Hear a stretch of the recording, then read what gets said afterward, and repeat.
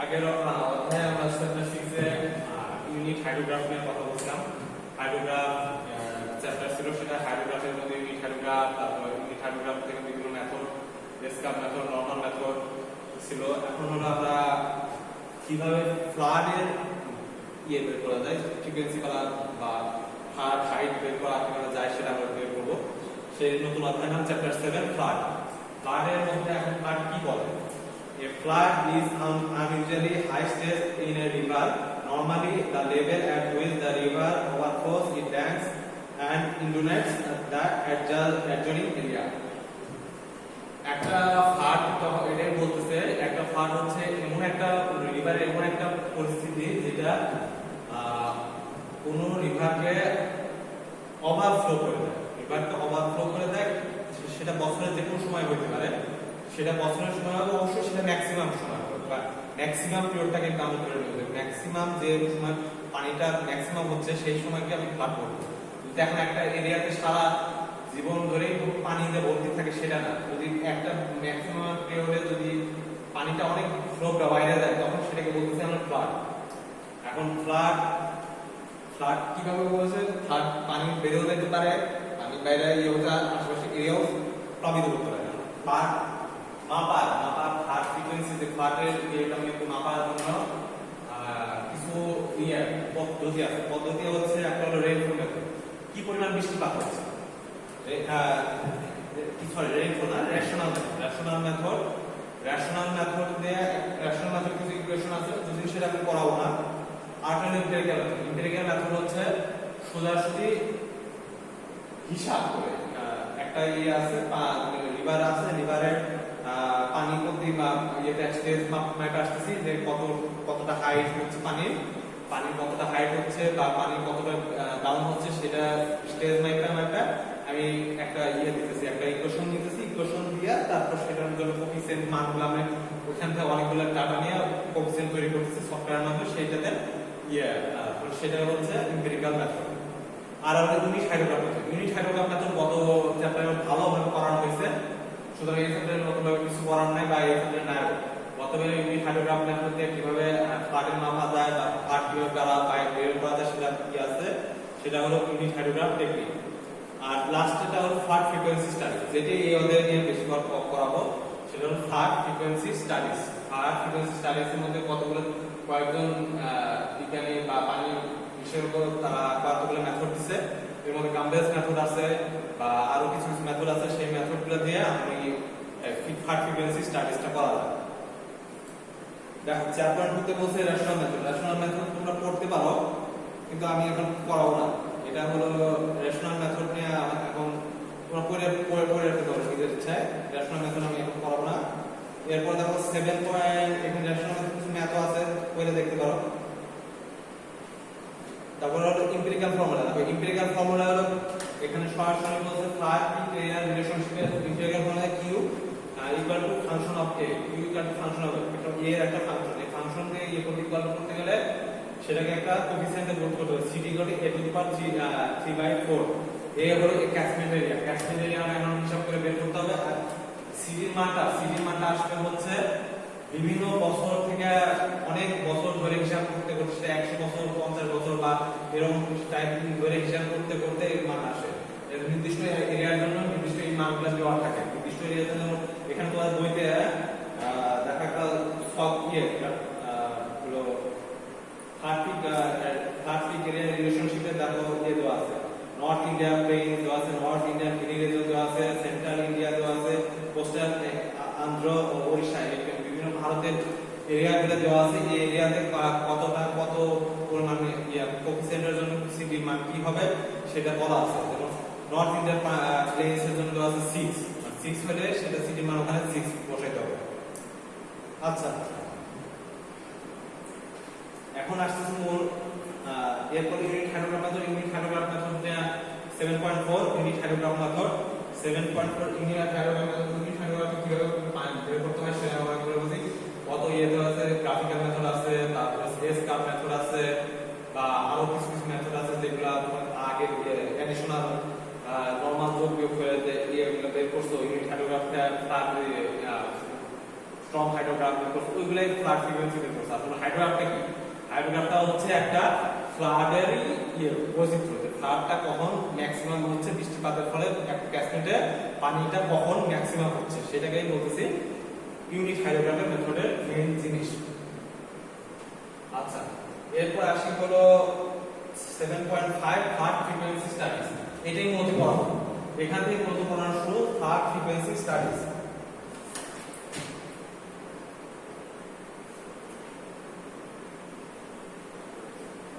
দেখো পরের পৃষ্ঠায় থার্ড ফ্রিকোয়েন্সি স্টাডিজ পরের পৃষ্ঠায় দেখো p ইকুয়াল টু একটা ইকুয়েশন দেওয়া আছে 7.11 p equal to m divided n বা প্লাস 1। p হচ্ছে একটা প্রবাবিলিটি, p হচ্ছে একটা প্রবাবিলিটি, সেটাকে বলতেছি হলো p হচ্ছে একটা প্রবাবিলিটি, সেটা হচ্ছে m n প্লাস 1। p মান হচ্ছে হলো সেটা বের হবে m হচ্ছে কতটা হচ্ছে, কত নাম্বার ফ্ল্যাটটা আমি বলতেছি, গত 10 বছরের ফ্ল্যাট, 10 বছরের ফ্ল্যাট আমি হিসাব করছি। 10 বছরের ফ্ল্যাট নিয়ে হিসাব করলে তাহলে ধরো আমার 10 বছরের ফ্ল্যাটের মধ্যে বা 6 বছরের এর ফ্ল্যাটটা আমি হিসাব করব, তাহলে m এর মান হবে 6। আর ধরো n হচ্ছে হলো 10 বছর, মানে টোটাল নাম্বার অফ সিজন, ফ্ল্যাটের সিজন বা ফ্ল্যাট হইছে, সেটা বলতেছি n। এই n টা হচ্ছে 10, তাহলে n এর মান হচ্ছে 10। এখান থেকে তাহলে কি m হলো 6 আর n এর মান হলো 10। এটা দিয়ে আমি হলো ফ্লাডের প্রবাবিলিটি বা ফ্রিকোয়েন্সি বের করতে পারবো। এখন হলো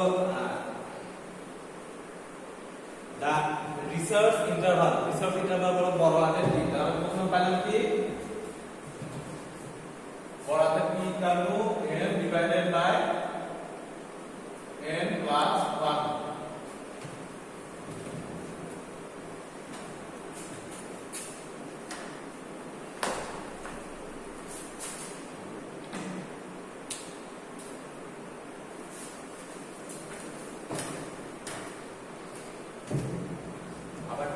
t ইকুয়াল টু পাচ্ছি হলো 1 বাই p। t হচ্ছে হলো রিসোর্স ইন্টারভাল, রিসোর্স ইন্টারভাল হচ্ছে হলো t। t হচ্ছে রিসোর্স ইন্টারভাল, এটা হচ্ছে হলো t equal to 1 by p। এখন এখান থেকে আবার হলো p যেটা প্রবাবিলিটি, প্রবাবিলিটিকে আমি কি প্রবাবিলিটি কিছু ইকুয়েশন আছে বা ইকুয়েশন না মানে সূত্র নরমালি আছে, সেগুলো দিয়ে আমি বের করতে পারি। প্রবাবিলিটি নরমাল সূত্র হচ্ছে হলো p r n equal to হলো n c r p r cube two the power n minus r। এইটাকে করলে পাই হচ্ছে n factorial n minus r factorial r factorial p two the power r into q two the power n minus r, where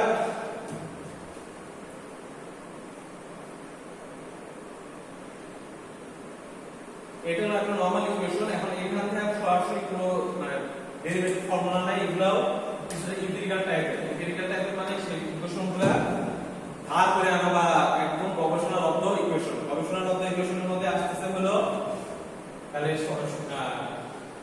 equation of hydrologic frequency analysis, equation of hydrologic frequency analysis x equal to x bar plus k sigma, এটা equation number হচ্ছে 7.30 equation পাইলাম। এটা একটা এই এখানকার মধ্যে এই ইকুয়েশনটা কাজে লাগবে, এখানকার মধ্যে এই ইকুয়েশনটা কাজে লাগবে x equal to x bar plus k sigma। এরপর আসি হলো গাম্বেলস মেথড। গাম্বেলস মেথডটা এখানে দেখো অনেক বর্ণনা আছে। প্রথমে সোজা কথা হলো p নিয়ে প্রবাবিলিটি নিয়ে কাজ করছে, মানে আমার এখানে মধ্যে বের করার সিস্টেমটা হচ্ছে কি যে তো 100 বছরে ফ্লাড হওয়ার সম্ভাবনা কত, ধরো 1 বছরে আমার এই মনে করো যে এই ধরো 2020 সালে খুব বেশি বন্যা হয়েছে, খুব বেশি বন্যা হয়েছে। এখন 2020 সালে খুব বেশি বন্যা হওয়ার কারণে এখন আমি সরকার জানতে চাচ্ছে যে আবার মনে করো যে নেক্সট 100 বছরের মধ্যে এরকম ফ্লাড হওয়ার সম্ভাবনা। এখন দেখতে হবে এখন এরকম ফ্লাড কতগুলো আছে। 1998 সালে একটা বড় ধরনের ফ্লাড হয়েছে। এখন 2020 সালে বড় ধরনের ফ্লাড হলো, তাহলে আরো মনে করবে আরো ধরো তাহলে এরকম করে ফ্লাড ফ্রিকোয়েন্সি স্টাডিতে আরো 100 বছরের মধ্যে এইরকম বড় ফ্লাড হওয়ার সম্ভাবনা কত সেইগুলোই আমি মূলত এখানে হিসেব করে বের করব। তাহলে এখন দেখো গাম্বেলস ইকুয়েশন প্রথমে পাচ্ছি হলো p = হলো 1 - e to the power - e - y।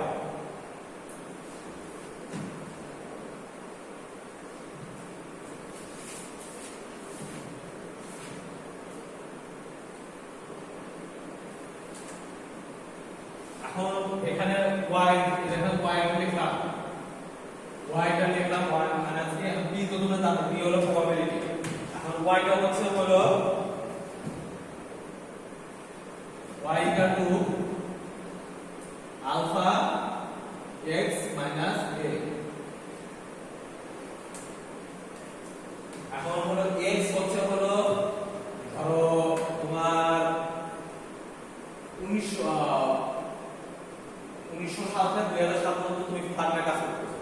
এখন এই 2007 পর্যন্ত তোমার কাজ করতেছো, তারপর তোমার 1972 সালে তুমি ফ্লাডের হিসাব করবা। 1972 সালে ফ্লাডের হিসাব করবা। তাহলে 1972 সালে যে ফ্লাডটা হয়েছিল সেটাকে বলতেছি হলো x, যে 1972 সালে ফ্লাডের পরিমাণ। 1972 সালে ফ্লাডের পরিমাণ সেটা বলতেছি x। আর হলো আলফা a হচ্ছে হলো x bar minus 0.45005 sigma x। x বার হচ্ছে হলো 1907 থেকে 2007 পর্যন্ত যে 1907 থেকে 2007 পর্যন্ত যে মানটা হচ্ছে 1900 এর এভারেজ মানটা হচ্ছে হলো x বার। এভারেজ মানটা হচ্ছে x বার। আর হলো এখানে সিগমা x এর মান হচ্ছে হলো স্ট্যান্ডার্ড ডেভিয়েশন। স্ট্যান্ডার্ড ডেভিয়েশন হচ্ছে হলো সিগমা। তাহলে হচ্ছে এই টোটাল মানটা আগে আমি এই এর মানে আলফা এর মানটা বের করতে পারবো। এরপর আলফা এটা হচ্ছে হলো 1.2825 divided by sigma x। তাহলে এখানে সরাসরি সূত্র হলো, এগুলো সরাসরি নিউমেরিক্যাল সূত্র, 1.2825 divided by sigma x। এটা হলো আলফা মান। এখানে দেখো আরো আছে, ওখানে y টি ভ্যালু পাইছে, এখানে সরাসরি ইকুয়েশন লিখছি, তাই y = YT মানে ধরো তোমার হলো 100 বছর বা 500 বছর বলা আছে, তাহলে 100 বছরে যে বৃষ্টিপাত হচ্ছে, 100 বছর পরে বা 500 বছর পরে সেটাকে, তাহলে এখানে YT মানে হচ্ছে সেই নির্দিষ্ট টাইমের বৃষ্টিপাত। তাহলে এখানে হলো YT 500 বা Y100 পাবো। যদি 100 বছর বলি তো 100, আর 500 বছর বলে তাহলে Y500 হবে। তাহলে এই 500 YT ইকুয়াল পাচ্ছি হচ্ছে minus ln into ln t divided by t minus 1, ln divided into ln t minus 1। তাহলে হলো t হচ্ছে হলো, তাহলে এখানে যদি বলে 500 বছরের ইয়ে বের করব, তাহলে 500 বছরের ইয়ে ফার্ডের ইয়ে বের করব, তাহলে সেখানে t পরিবর্তন হবে 500, t পরিবর্তন 500 বসবে, তাহলে y 500 equal to minus ln into ln 500 divided by t minus 1। এখানে এখন একটা কোফিসিয়েন্ট আছে k, এই যে এখানে k একটা মানে কোশ্চেন দিতে লাগছে, এখানে একটা কোফিসিয়েন্ট আছে k। এই কোফিসিয়েন্টটা বের করার একটা সূত্র আছে, সেই সূত্রটা হচ্ছে হলো পাশে লিখি k = আগে কিন্তু y এর মান বের করছি, কেবলই y এর মান বের করলাম, y minus 0.577 divided by 1.2825। এগুলা মুখস্থের সূত্র, সোজাসুজি মুখস্থ করবা। এগুলা হলো থিওরিটিক্যাল ইকুয়েশন। এখন থিওরিটিক্যাল ইকুয়েশনের সাথে আবার কিছু চেঞ্জ করে প্র্যাকটিক্যালি ইউজ করার জন্য কিছু চেঞ্জ করে ইয়ে করছে, মানে দেখছে যে গাম্বেল যে ইকুয়েশন দিচ্ছে তার মধ্যে কিছুটা বাস্তবের সাথে কিছুটা ভেরিয়েশন হয়, সেজন্য থিওরিটিক্যাল সূত্রের সাথে একটু চেঞ্জ করে এখন প্র্যাকটিক্যাল ইকুয়েশনগুলো নিয়ে করছে। সেই প্র্যাকটিক্যাল ইকুয়েশনগুলো কি আসে?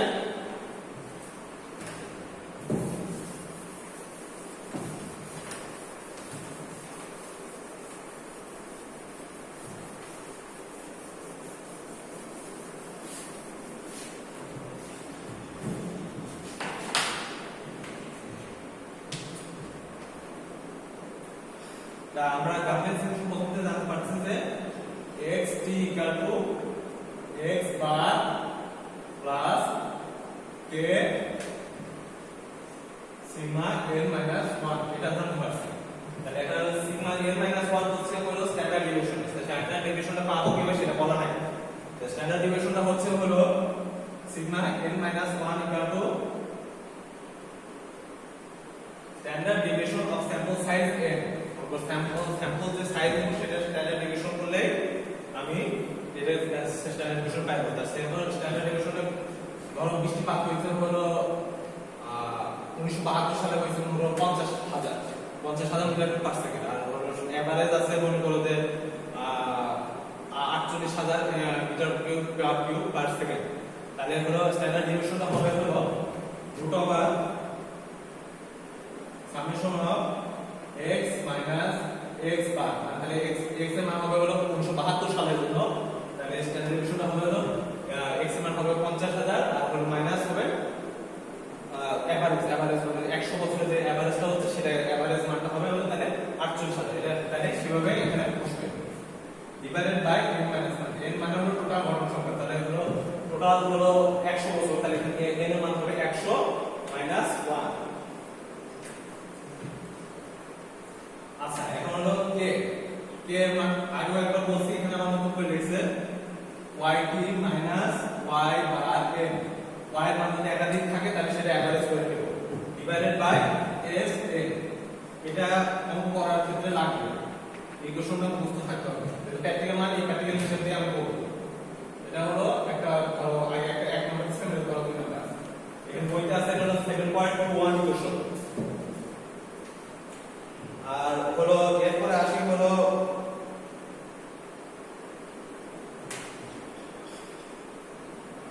y s তারপর আসি হলো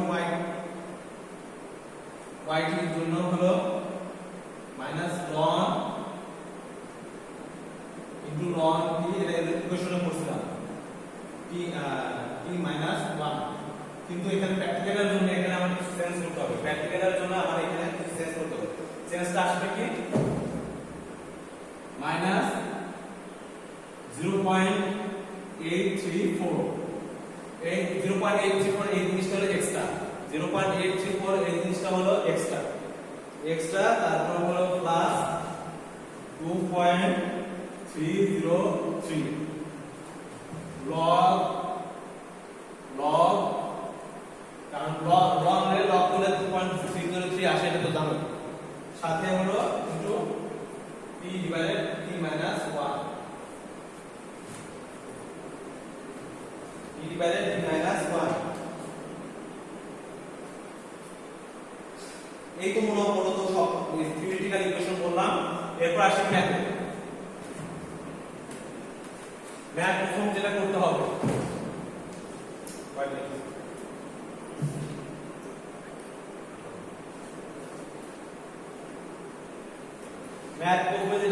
সেটা হলো 7.5 সেটা হচ্ছে flood frequency computation for river channel at Gangasagar dam. Next Gandhisagar dam by using Gabon method yielded the following result. The 7.5 আমার বইয়ের পৃষ্ঠা নাম্বার তোমাদের বইয়ের পৃষ্ঠা নাম্বার কত মিলবে না 260। আমার বইয়ের পৃষ্ঠা লাইব্রেরি বইয়ের পৃষ্ঠা নাম্বার হলো 260। তাহলে এখানে দেখো কি আছে প্রশ্নটা বের করে নিয়ে তোমরা দেখো সেটা হলো লেখছে হলো flood frequency computation for river channel Chambal at Gandhisagar dam by using Gabon method yielded the following result. এখানে কি আছে সেটা দেখো।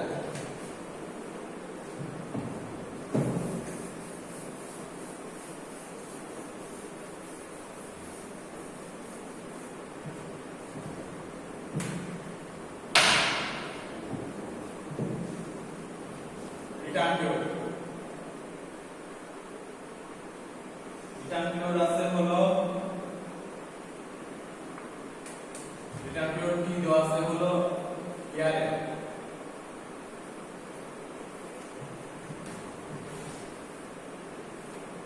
আর হলো পি ফাই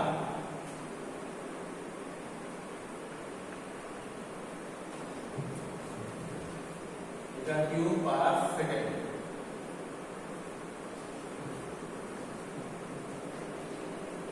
এটা পিওর 50 বছরের এটা পিওর পি ফাই পাওয়া গেছে হলো 40,800 নয়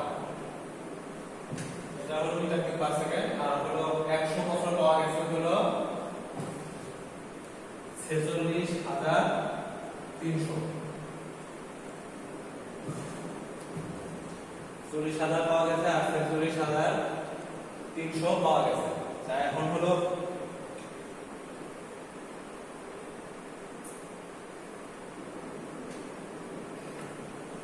তাহলে আমি এখন সরাসরি প্রথমে গ্রাউন্ডের ইকুয়েশনটা লিখে দেব গ্রাউন্ডের পার্টিকুলার ইকুয়েশনটা লিখে দেব ইকুয়েশনটা কি আছে f(x) 100 বছরের জন্য এটা হলো প্রশ্ন x 100 এর জন্য এখানে সলিউশন লিখতেছি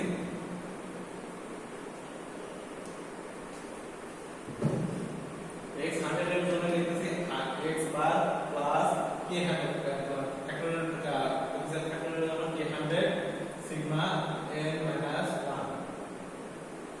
তারপর এখানে সিগমা n মাইনাস 1 এর মান আমার জানা নাই আবার x বা 100 এর মানও জানা নাই তাই x 100 এর মান জানা আছে x 100 এর মান হলো b ফ্ল্যাট এর যে মানটা সেটা হলো x 100 আবার মনে করি এখানে a নাম্বার ইকুয়েশনটাকে এক নাম্বার ইকুয়েশন আবার x 50 যেমন 50 বছরের যেটা দেওয়া আছে সেটা হলো x বা x বার সমান হবে সেম হবে আর আমি 100 বছর করি বা 50 বছর করি সেটার জন্য x বারের মান সব সময় ফিক্স থাকবে তাহলে হলো x bar plus k 50 sigma n minus 1 এটা হলো 2 নাম্বার ইকুয়েশন দিলাম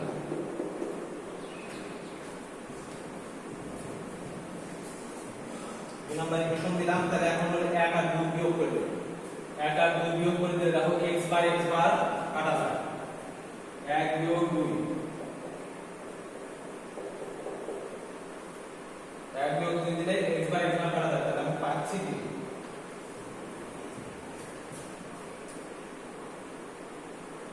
x 100 minus x 50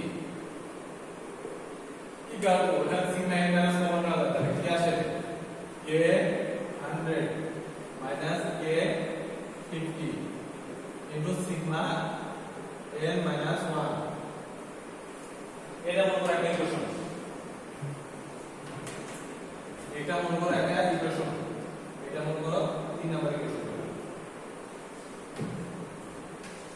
3 number equation তাহলে এখন আবার দেখো আগের পৃষ্ঠায় আগে আমরা সিভিল প্র্যাকটিক্যাল হচ্ছে দেখো k ইকুয়াল টু 7.1 একটা ইকুয়েশন আছে 7.1 সেটাতে দেখো k ইকুয়াল টু লেখা আছে হলো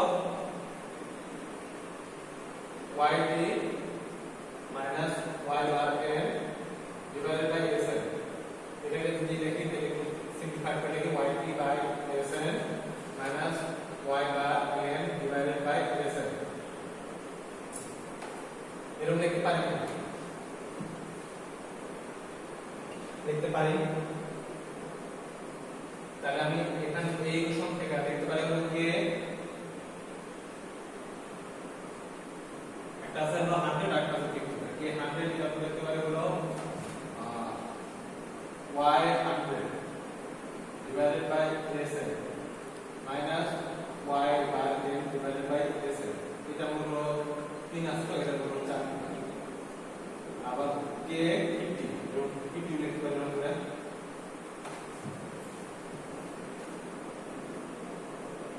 y 50 divided by sn minus y bar n divided by sn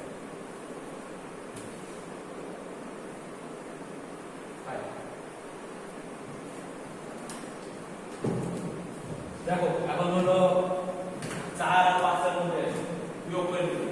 4 আর 5 এর মধ্যে বিয়োগ করে দিলে দেখো কি আসে, a 100 4 আর 5 বিয়োগ করে